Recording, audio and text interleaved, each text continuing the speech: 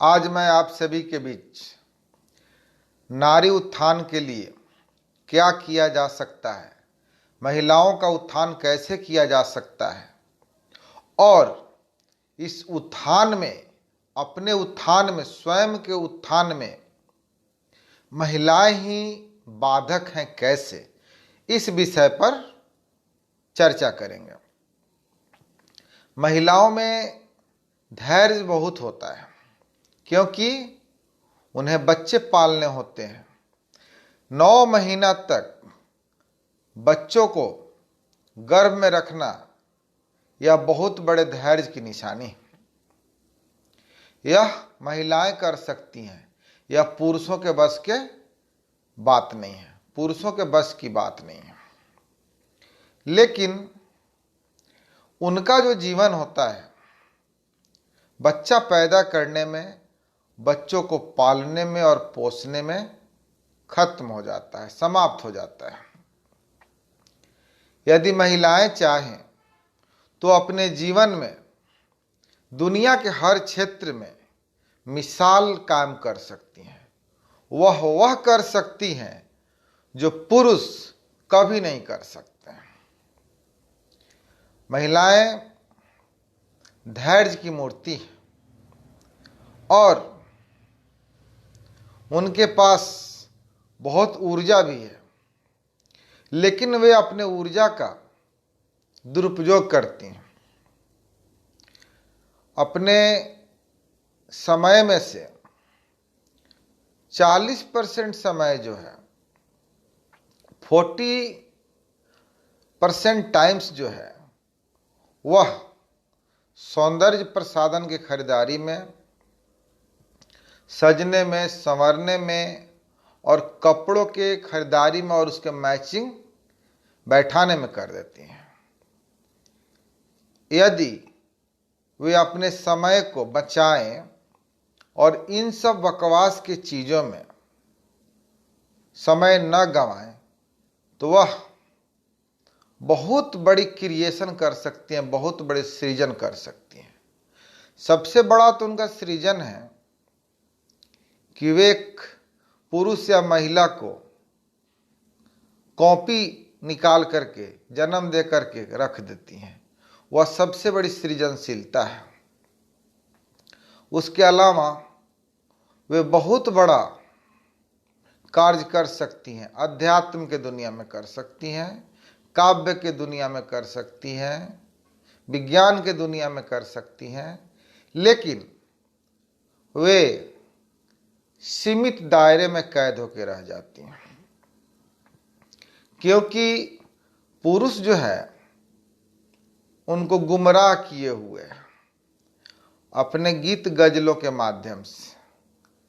महिलाएं जो है अपनी प्रशंसा की बहुत भूखी होती हैं।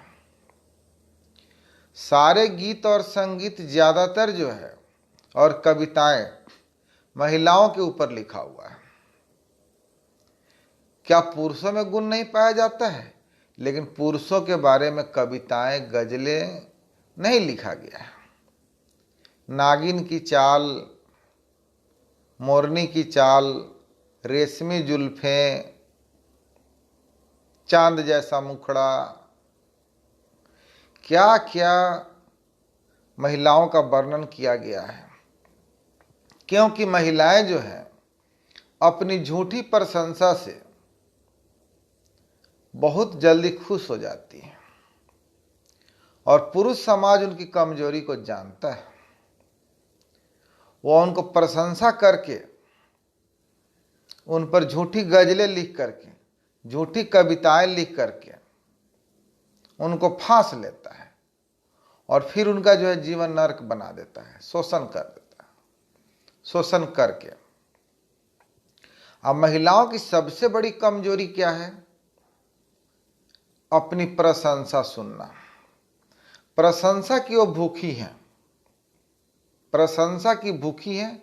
आप उनको भोजन दें न दें, कपड़ा दें या न दें, उनको कोई भी चीज नहीं दें, लेकिन यदि आप उनकी प्रशंसा करते रहेंगे, उनके रूप की और गुणों की जो है ना प्रशंसा करते रहेंगे, उनकी आरती उतारते रहेंगे, तो बहुत जल्दी इन चीज़ों में फंस जाती हैं, और इस फंसने के बाद जो है उनका शोषण शुरू होता है, उनका जीवन बर्बाद होता है। तो महिलाओं को ये सोचना चाहिए, कभी इस पर मूल्यांकन करना चाहिए कि क्या सारी महिलाएं जो है पृथ्वी पर हैं केवल वही सुंदर हैं कि कोई पुरुष भी सुंदर है। लेकिन पुरुषों पर कोई महिलाओं ने कोई गीत, कविता और गजल नहीं लिखा, उसके बारे में बहुत सारी वर्णन नहीं हुई, क्योंकि उस वर्णन से पुरुष को कोई फर्क नहीं पड़ता है। महिलाओं को चाहिए प्रशंसा, प्रशंसा वह झूठी हो या सच्ची हो। यदि काली कलुटी भी हो और उसका कोई पुरुष वर्णन कर दे तो अपने आप को जो है ना रंभा, उर्वशी और मेनका समझने लगती हैं और उस पुरुष के प्रति आकर्षित हो जाती हैं और अपना तन मन धन लुटा लेती हैं। तो यह बात बड़ा समझने का है। मैं महिलाओं से पूछना चाहता हूं कि आप अपने जीवन को सृजनशीलता में क्यों नहीं लगाती?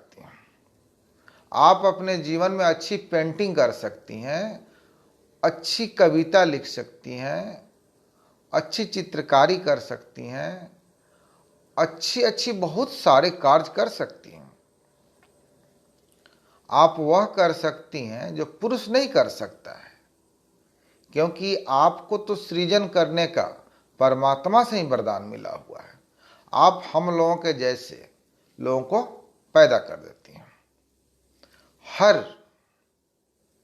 पुरुष या महिला को जिस गर्भ से बच्चा पैदा होता है उसकी फैक्ट्री है वो, उससे बड़ा सृजनशीलता क्या हो सकता है?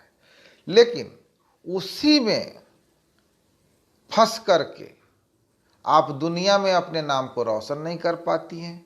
घर गृहस्थी और बच्चों तक सीमित रह करके आप अपने जीवन को नरक बना लेती हैं। लेकिन यदि आप चाहें कि स्पिरिचुअलिटी के क्षेत्र में, अध्यात्म के क्षेत्र में बहुत कुछ कर सकती हैं, क्योंकि प्रकृति के पास जो है वह क्षमता है और आप प्रकृति, बहुत कुछ करने का क्षमता है। उसी से दुनिया का जो है निर्माण हो रहा है। तो मेरे कहने का मतलब है कि आप अपने आप को कोई वस्तु न समझें। You are not a goods, you are not a things. आप कोई वस्तु नहीं है कि आप अपने आप को अच्छे डब्बा में पैक कर रही हैं, एक वस्तु की तरह, एक माल की तरह। आप कामुक पुरुषों के नज़र में एक माल हैं। जो पुरुष समाज है महिलाओं को 90% पुरुष जो है महिलाओं को एक माल की तरह, एक वस्तु की तरह देखता है। और आप भी अपने आप को एक वस्तु की तरह प्रस्तुत करती हैं, बहुत ज़्यादा सजा के संवार कर, बहुत ज़्यादा अपने आप को सौंदर्य प्रसाधनों से लैस करके पार्लरों में जा करके अपने असली नकाब के ऊपर नकली नकाब लगा करके, जो बारिश में धुल जाए या पसीना से धुल जाए, वैसे नकाब लगा करके पुरुषों को रिझाने के लिए मार्केट में और बाजार में अपने आप को पेश करती हैं, जैसे कि आप कोई वस्तु हो और अपने आप को बाजार में बेचने के लिए फेरी वाला की तरह अपने आप को लेके घूम रही हैं। तो आपको समझने की जरूरत है कि आपकी क्या अहमियत है और आप क्या हो। लेकिन आप अपने आप को जब तक वस्तु समझिएगा, जब तक अपने आप को एक सामान समझिएगा, आपको खरीदने वाला खरीदार वस्तु समझ करके खरीदेगा। और आपको यह मालूम होना चाहिए कि सामान और वस्तु का इस्तेमाल खरीदार अपने मर्जी से करता है, जैसा करना चाहे वैसा करता है। तो आपके पास इस बुद्धि का विकास होना चाहिए कि आपका जो शरीर है यह सिर्फ शरीर नहीं है, इस शरीर के अंदर आत्मा भी है। इस शरीर के अंदर आत्मा है और आप बेच रहे हो क्या? शरीर को, एक वस्तु की तरह, और अपने आत्मा की कीमत पर। आत्मा आपको धिक्कारता है, आत्मा आपको गलानी से भर देता है, लेकिन अंधी दौड़ में अपने स्वार्थ की पूर्ति के लिए अपने ऊपर कीचड़ फेंकवाने के लिए तैयार रहते हैं, गंदी नाला का कीड़ा बनने के लिए तैयार रहती हैं आपसे। तो आपको अपने शक्ति को जानना पड़ेगा और इस शक्ति को, इस ऊर्जा को सही दिशा में लगाना होगा। सही दिशा में यानी चित्रकारी में, पेंटिंग में, विभिन्न तरह की इनोवेशन में बहुत सारे कार्य हैं। कृषि है, खेती है, फूल लगाना है, बागवानी करना है, बहुत सारे कार्य आप कर सकते हैं। लेकिन आप वह कार्य नहीं करेंगे। आप अपने आप को एक वस्तु, एक सामान की तरह सजाएंगे, संवारेंगे और बाजार में पेश हो जाएंगे। तो वस्तु के साथ, सामान के साथ आदमी जो है ना, रोबोट की तरह व्यवहार करता है, उसका उपयोग करता है। तो जब आप मनुष्य बनिएगा, आप अच्छा कवि बनिएगा, कवित्री बनिएगा, गीतकार बनिएगा, अच्छा कृषक बनिएगा, अच्छा मूर्तिकार बनिएगा, अच्छा चित्रकार बनिएगा, अच्छा वैज्ञानिक बनिएगा, अच्छा डॉक्टर बनिएगा, अच्छा इंजीनियर बनिएगा, लोगों की सेवा के लिए तत्पर रहिएगा, तो यह कार्य करने की बात जो है ना, असली बात होती है। तो इस कार्य को जब आप करेंगे तो आपकी अहमियत बहुत ज़्यादा होगी, आपकी वैल्यू बहुत ज़्यादा होगी, आपकी प्रशंसा होगी और आपका सम्मान भी होगा। लेकिन आप जो है अपने गरिमा को भूल गई है, आप अपने आप को भूल गई हैं। सारी महिलाओं की यही कहानी है। 90% जो महिलाएं हैं वे खुद को भूल गई हैं। समाज में क्या सिर्फ पुरुष ही अच्छा कार्य कर सकता है? आप भी कर सकती हैं, लेकिन आप घर गृहस्थी में कैद हो गई हैं। उससे बाहर निकलने की जरूरत है। अपने आप को साबित करना है, अपने आप को मजबूत बनाना है, अपने आप को शिक्षित बनाना है, अपने आप को इनोवेटिव बनाना है, अपने आप को यह इस तरफ प्रस्तुत करना है कि हम भी पुरुषों से कम नहीं हैं, बल्कि आगे हैं। तो मेरे कहने का मतलब है कि आप अपने आप को वस्तु मत समझिए। जब तक वस्तु समझिएगा, सम्मान समझिएगा, माल समझिएगा, तब तक आप बिकिएगा और खरीदने वाला आपको खरीदेगा, चाहे आपकी कीमत कुछ भी क्यों नहीं हो। इसीलिए अपने गरिमा को, अपने नारी शक्ति को और अपने अहमियत को समझिए और देश दुनिया में, समाज में एक अपना आदर्श प्रस्तुत कीजिए जो आने वाले पीढ़ी को मोटिवेट करे, आने वाली पीढ़ी के लिए मिसाल बने और आप सभी की चर्चा हो। अब वह समय नहीं है कि हम उसी ढर्रे पे चले जिस ढर्रे पे चलते आए। आप जब तक अपने जीवन में रोल मॉडल अभिनेत्रियों को समझिएगा, और लड़के लोगों को भी बता रहा हूँ, अभिनेताओं को समझेगा, तब तक वह नहीं हो सकता जो होना चाहिए। आपके जीवन का रोल मॉडल कबीर होना चाहिए, रविदास होना चाहिए, बुद्ध होना चाहिए, महावीर होना चाहिए। आपके जीवन का रोल मॉडल ऐसे लोग होना चाहिए। लेकिन आप सभी के जीवन का रोल मॉडल क्या हो गया? सनी लियोनी, प्रियंका चोपड़ा, कंगना, दीपिका, लड़कों का रोल मॉडल जॉन अब्राहम, शाहरुख खान, आमिर खान, पता नहीं एक किस किंग भी है, उसका मैं नाम नहीं लेना चाहूँगा। तो उससे क्या आदर्श मिलेगा आपको, उससे आपको क्या इंस्पिरेशन मिलेगा?